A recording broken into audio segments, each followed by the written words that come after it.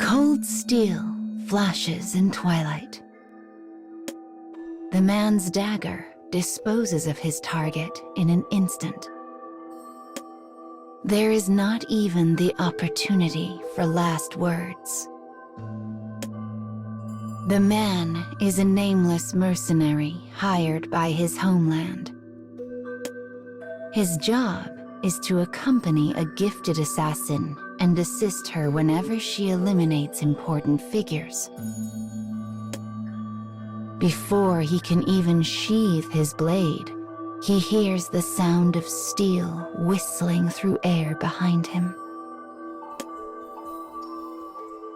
Another target falls, never to rise again. A beautiful assassin stands over the body. Her eyes are the cold ice of riverbed obsidian. She is the assassin he is tasked with assisting. The pair has accomplished much in the short time they have been together. "You're quick," says the woman, as she wipes a bit of blood from her blade.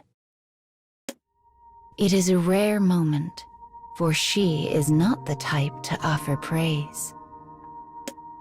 Clearly, she was impressed with his blade work. The man is proud to rub shoulders with the woman and finds himself growing more infatuated with her by the day. No, not infatuation. Love. But for this woman, who was born to an assassin family, love is an unfamiliar concept. One day, she will be placed in an arranged marriage in order to continue her bloodline. Her family would never recognize a union between her and a nameless mercenary such as himself. And even if they did, the woman does not seem remotely interested in romance. Yet that is why. That is precisely why. Her otherworldly beauty is a naked scalpel glimmering in the evenfall, and it enraptures him. Yet the man knows he is not her equal, not as he is now. So he bottles his emotions deep in his heart, completes his mission, and sets out on his own.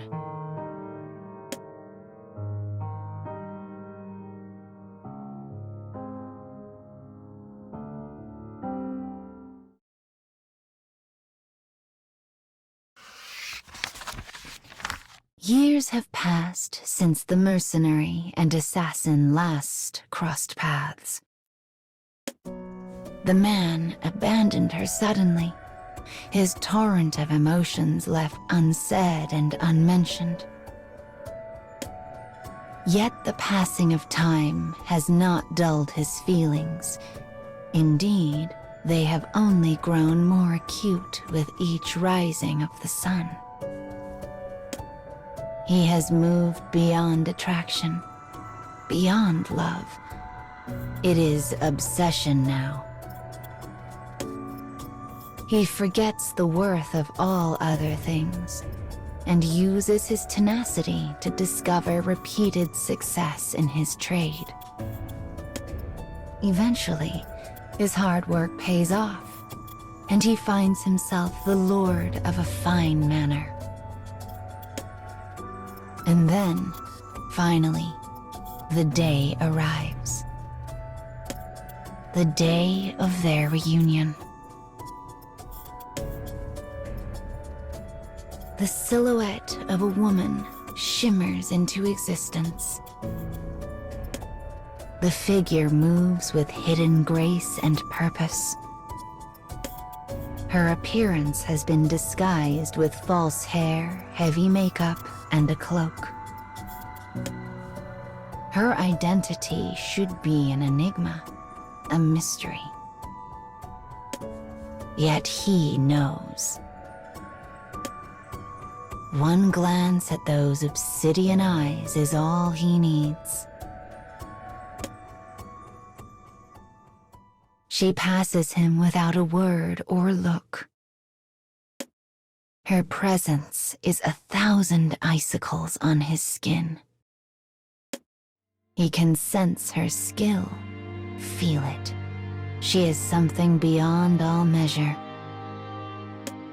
It takes all of the man's considerable will not to collapse in the presence of her aura. The air quivers as they pass.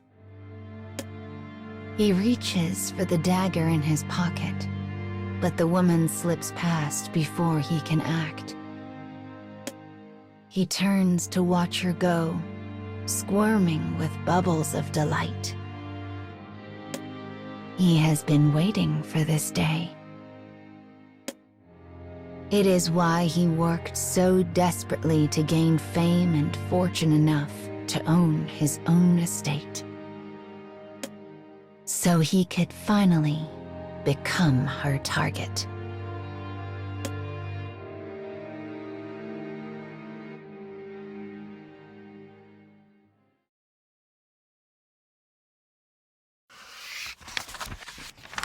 Night falls on the day of the mercenary's reunion with the assassin.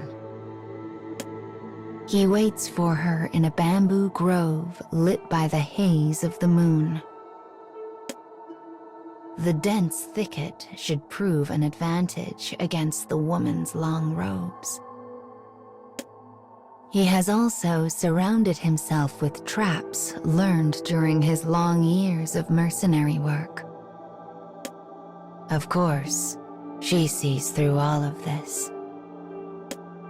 Yet despite her awareness of the situation, she slips through his traps and stands boldly before him.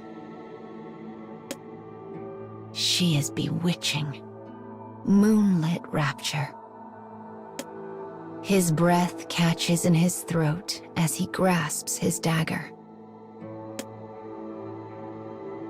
Somehow, impossibly, her allure has only grown stronger over the years. The man suddenly understands that she can never be his.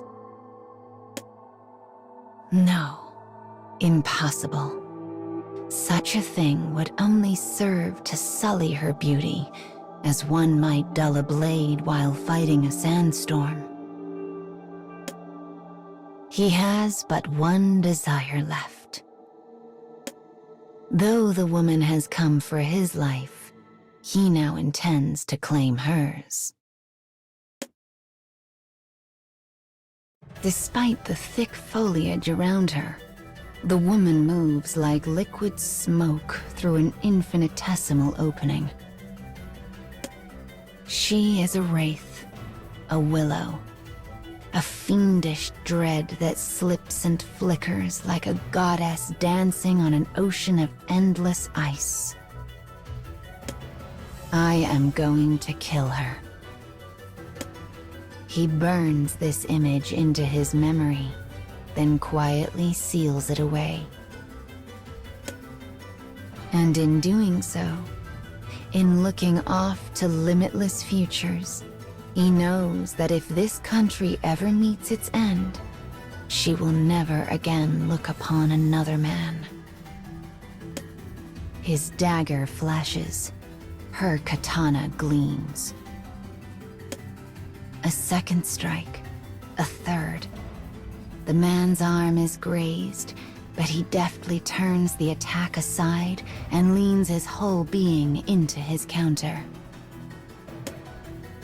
Ripples from the honeyed act echo in his heart. For in the whole of paradise, this is the greatest pleasure he has ever known.